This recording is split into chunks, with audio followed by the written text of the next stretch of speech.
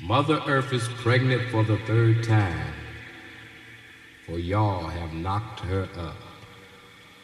I have tasted the maggots in the mind of the universe.